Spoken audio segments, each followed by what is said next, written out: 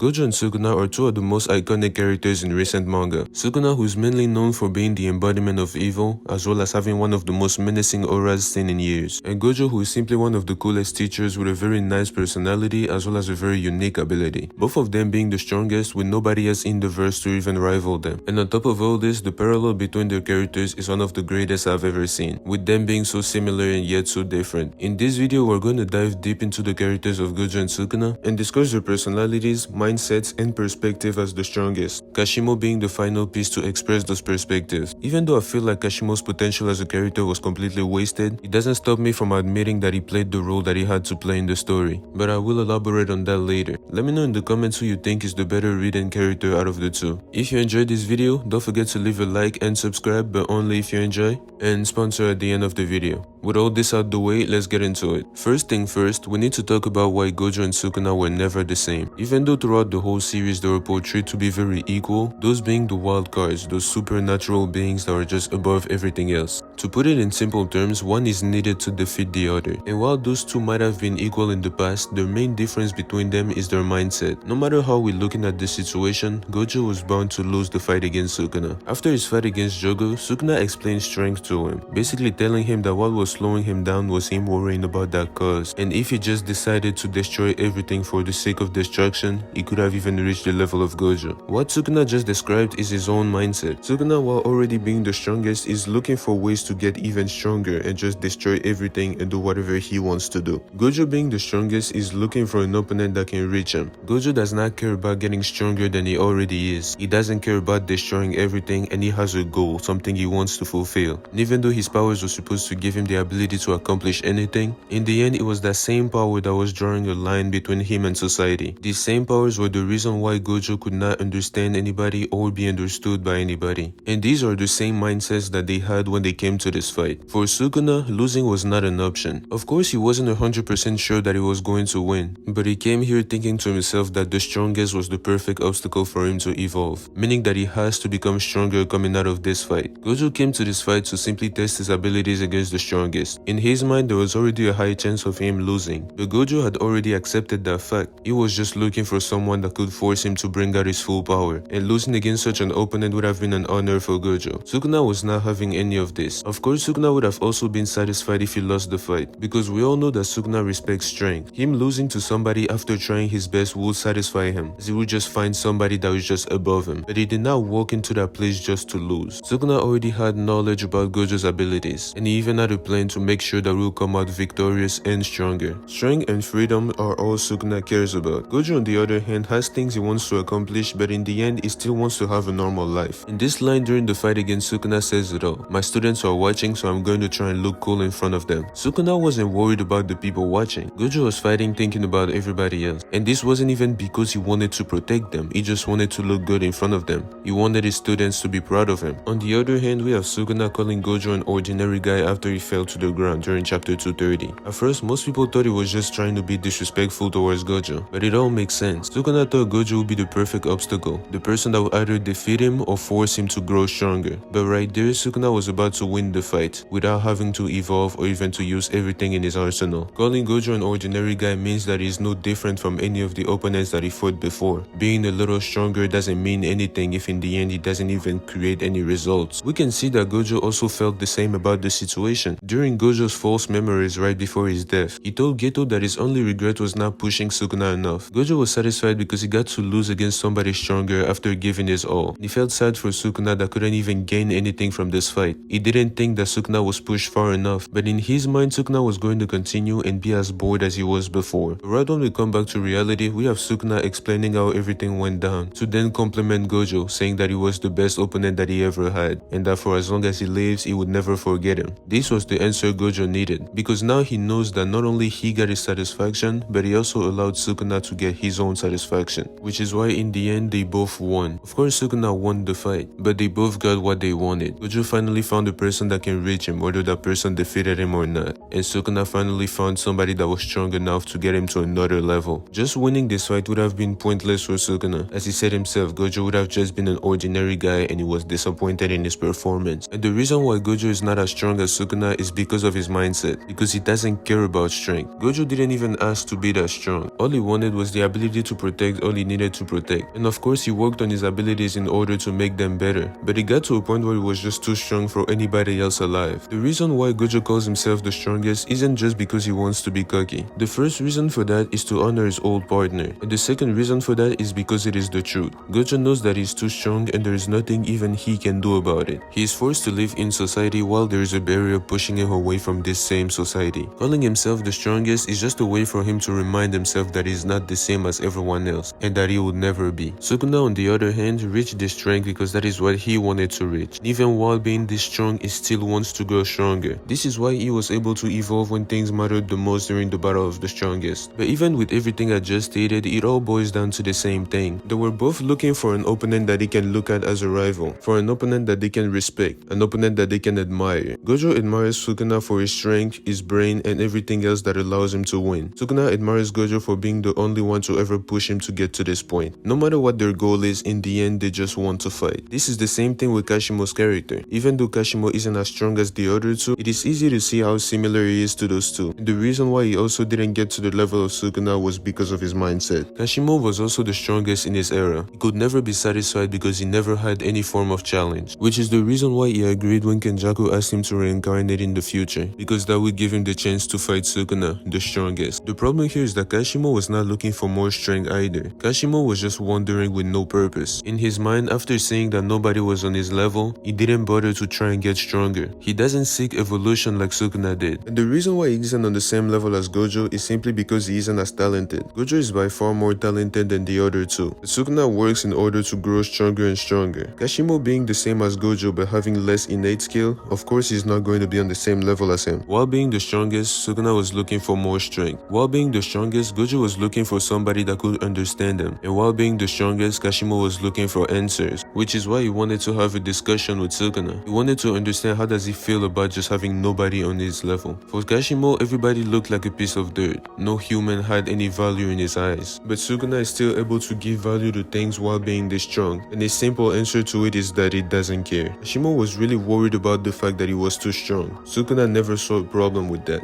He just went along with it and wanted to get even more strength. And now, even though the purpose of having him in the story is clear, I still don't feel like he should have been that weak. I feel like he would have been better if he was closer to their level as well. And of course, this is not to say that Kashimo is weak, but there is nothing showing how strong he actually is. For the purpose that his character was supposed to fulfill, he should have been on the same level as them. This could have been some sort of a three-way rivalry. Adding Kashimo to the equation makes Gojo and Sukuna's parallel even better, but with him not being close to them in strength, it doesn't really matter. For a lot, it just feels like Kashimo served no purpose. This character was just entirely wasted. In my personal opinion, it would have been better for his character to be almost as strong as them. It would have been like some sort of a third pillar. The way I see Gojo and Sukuna's philosophy is that there are two ways that you can follow. You can choose to have a certain purpose with your power, or you can choose to destroy everything. Having Kashimo, who is sort of in the middle, also being the strongest, but he is just lost. He doesn't know what he's looking for. In a sense, Kashimo could represent Kizaru from One Piece. As we know with the three admirals from the beginning, we have two sides who are Akainu and Aokiji, and Kizaru simply being in the middle. But he's still as strong as they are. There are three pillars. Just because your conviction isn't as strong doesn't mean you shouldn't be close to them in strength. Kashimo just being lost in the middle between those two while still being as strong as them, being the third pillar, the third way of the strongest. Like it would have been a better way to complete the cycle between Gojo and Sukuna, but that is just the way I feel about it. Let me know what you think about Gojo and Sukuna's character, and do you think Kashimo's character was utilized right? If you enjoyed this video, don't forget to leave a like, get this video to 200 likes or anything you would like to suggest down below, and I'm trying to get to 2,000 subscribers before the end of the year, and I'm counting on y'all for that. But only sub to me if you enjoyed the content that I put out. I appreciate y'all for making it to the end. Thanks for watching, and I will see y'all next time.